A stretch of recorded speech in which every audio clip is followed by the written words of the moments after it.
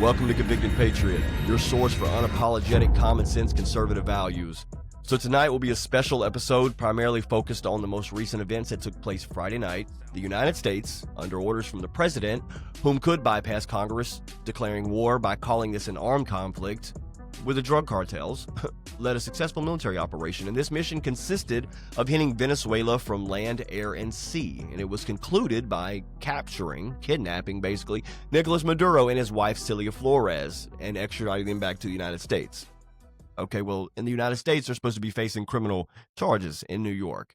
And this case is supposedly based on around the two's involvement in narco-terrorism, which if President Trump is right, and he is the head of the Cartel de los Soles, then it shouldn't be too complicated to do that. But many of you are where I am, and I'm sure of that, and that's why. Why? Why would you move forward so drastically and rapidly with an end result that could end up in World War III?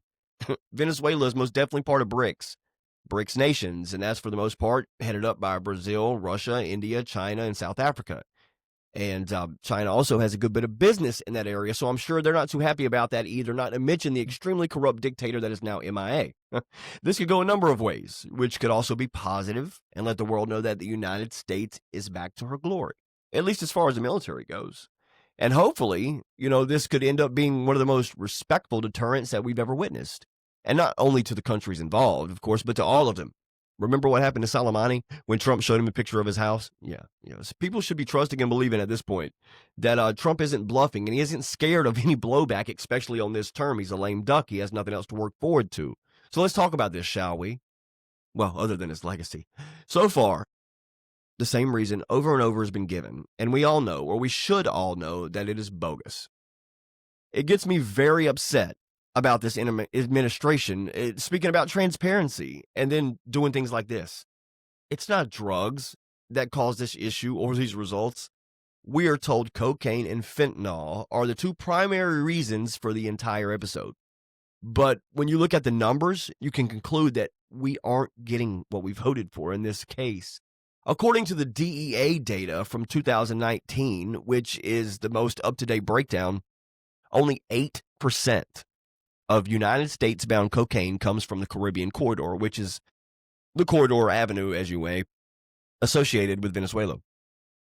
Now, yes, Venezuela is pretty much a transit country for Colombia, but if you simply refer to the above stated number, you can see that this isn't what's causing such a throwdown. And when it comes to fentanyl, well, that number is even more shocking, considering that it's 0. Yeah, that's right, 0% of fentanyl comes into the United States via Venezuela.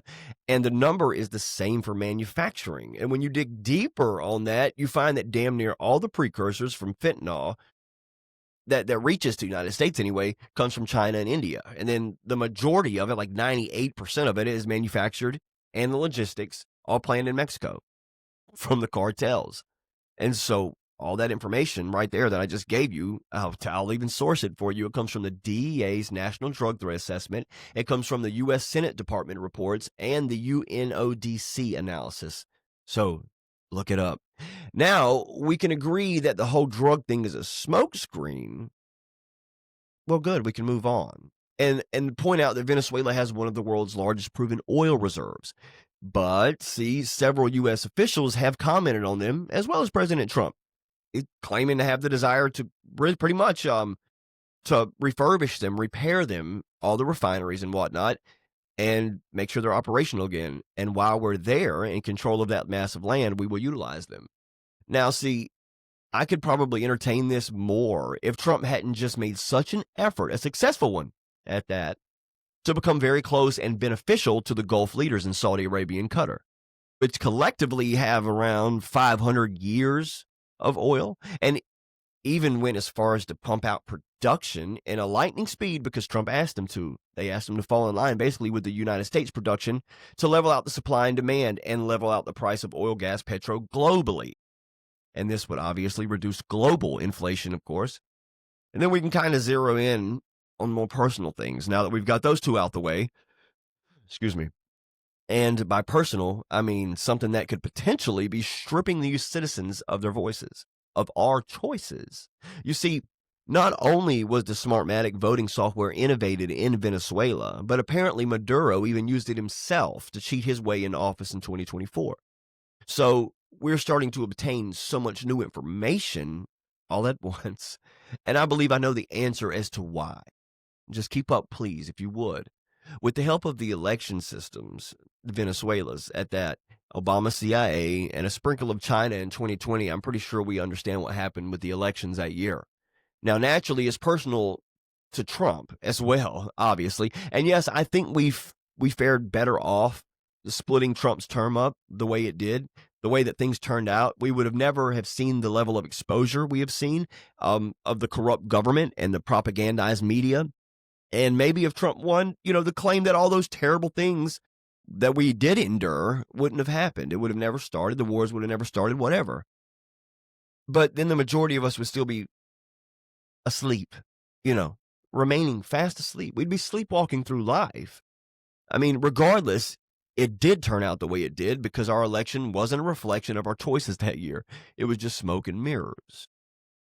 And I think this has the majority favor of mine when it comes to guessing on what's really going on. And like I said before, I think I finally understand why it was portrayed to be drugs or whatever the case may be. Because most of our, I'm not going to say most, some of our Congress are in bed with the underworld. And they use the underworld to get them elected to begin with, maybe more than once, So you couple that with the fact that a lot of whistleblowing has been going on in their branch and the press would have found out. And they would have spun it to be a propaganda pipe dream that Trump was chasing and putting American lives on the line and blah, blah, blah, blah, blah. You know how that would have went.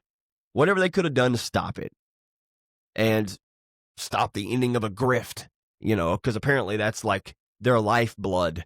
Well, considering the fact they have no donors, no leaders, no agenda, no new ideas, and no money, and no common sense, well, I guess grifting's all they have to keep their party alive. Like I said, the Democratic Party is now a shell of what it used to be. It has died. It is dead. It is a zombie. It is a Marxist socialist agenda that is somehow animating the corpse of the Democratic Party, as scary as that may be. But anyway, don't forget that Congress has to declare war too. So if it was told to them, honestly, that when it jumped off and why it would, they would have derailed it.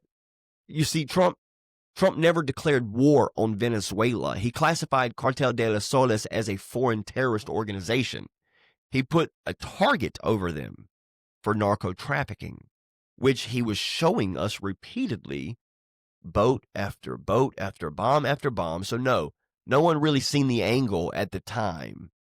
And it worked because the leader of Cartel de los Soles just so happened to be the presidential dictator of Venezuela. Just a coincidence, though, I'm sure. So yes, I think more so than not, our own president can't trust really anybody outside of a very select few to keep national security secrets. I mean, without the threat of someone, wanting to leak the shit, go to the press for a bribe or blackmail or simply out of just hate for the administration. But even if Trump has 100% justified resolution to this issue, it still doesn't let him off the hook. And because, well, I'll tell you what.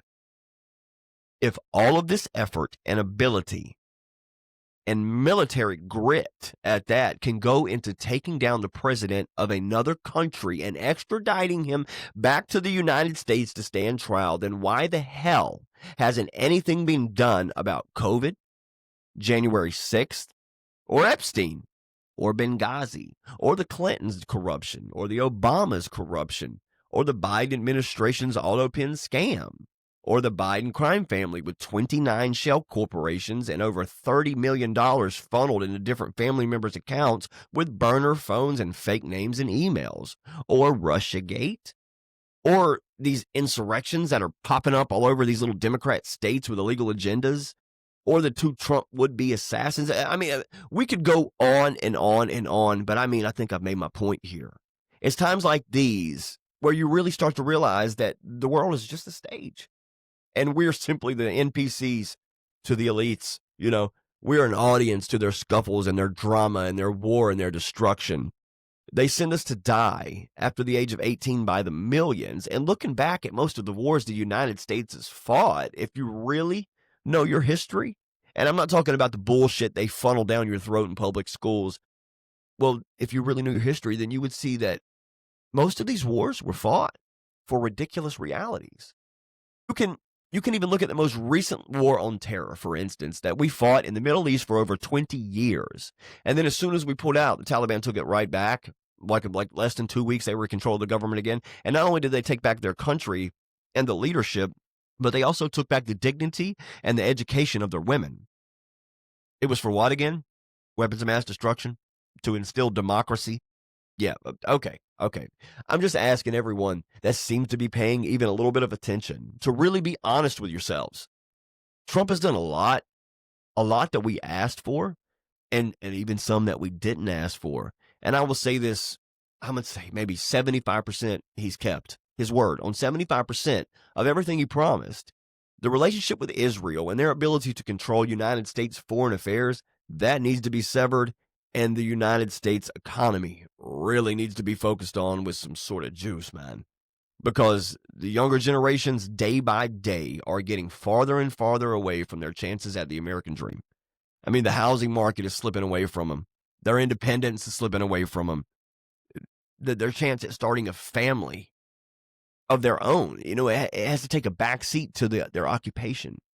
Because you can't further a career while you have a family anymore. You just can't afford it. So like I said, be honest with yourself and realize that it's not all bad, although some sketchy shit has happened a few times and we aren't getting the whole picture. But that doesn't mean it's always for nefarious reasons. And at the same time, that doesn't mean that we're even going to get a reason at all. Nor will we ever, because once again, the world has been a stage. And it's sad. It is sad. If you really think about it, the great men that started this nation have had their genes watered down to the point of where some men don't even stand up for a grown man in their daughter's locker room, much less the country and our freedoms. We come from the same bloodline that tossed an entire cargo ship over a 2% tax on tea. Anyway, that's too depressing. As much of reality as today in our times anyway. And I will say that it is impressive, though, how Trump can get his opposition to stand for them, like the mutilation of children, the illegal gangbanging, wife-beating, human trafficking Maryland man, the Venezuelan drug traffickers, and, last but not least, obviously, a communist dictator that happens to be the head of a drug and human trafficking cartel. It's also involved in Hugo Chavez-style election fraud, and not only for himself, but apparently for the United States also.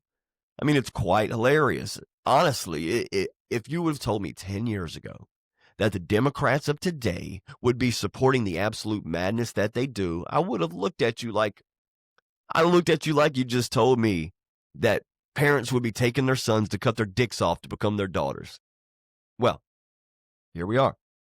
Anyway, I hope I was able to shed some light on at least a few of those things for you, those of you who are completely lost right now. And I understand why the essential kidnapping of Maduro took place, if my theory is correct. And I understand also that the alliance they have with a lot of countries that hate us also exists. Although we haven't declared a formal war on the country, we have at the same time proclaimed to have control over it. So until further notice, or until we can replace Maduro's regime with a new one, which I'm sure the CIA already has plenty of candidates lined up for and are currently screening them to see how well they follow directions, more than likely. I mean, they have implanted those time and time again. Hell, look at Ukraine. Look how Ukraine's doing. Shout out to Zelensky. 2026 is coming in with a heavy-handed United States, which could be a wonderful thing or scary thing. I hope the deterrent effect is what ends up being the end result. And I know that now, more than ever, we need to stand up for our country. We need to stand up for our culture, our principles, our American identity. We need to stand up and bring this country back to what it once was, a God-fearing, respectful, and respected country that had honest institutions, that didn't focus on indoctrination or biased narratives to push an agenda for power or more money or whatever the case may be. We need to stand up for the sacred institution, man, of marriage between a man and a woman, and the beautiful lives that we can create together. For those lives will one day run this country and continue our legacies. We need to stand up for our women and protect them from scumbags of the world that want to defile them and use them as property. We have invasions, massive invasions of Islam right now in the United States, and I don't know if you're familiar with their doctrine or their dedication, but let's just say that they don't view women very respectfully, nor as dignified individuals with regular freedoms. We have a threat that is ever present with this, and this being the case because they don't assimilate, they conquer. And with tensions rising with Israel and Iran, and now with this last bilateral meeting of pretty much trying to push the United States back into Israel's way, to protect them from Iran. I know there's something in the wings right now, waiting on a green light. We have too many crazy terrorist organizations over here. Tensions are high. All I'm saying is, everybody, is be safe. Be aware. Pay attention around you. Take care of you and yours. Scary times we're living in, people. But God bless you, and God bless America.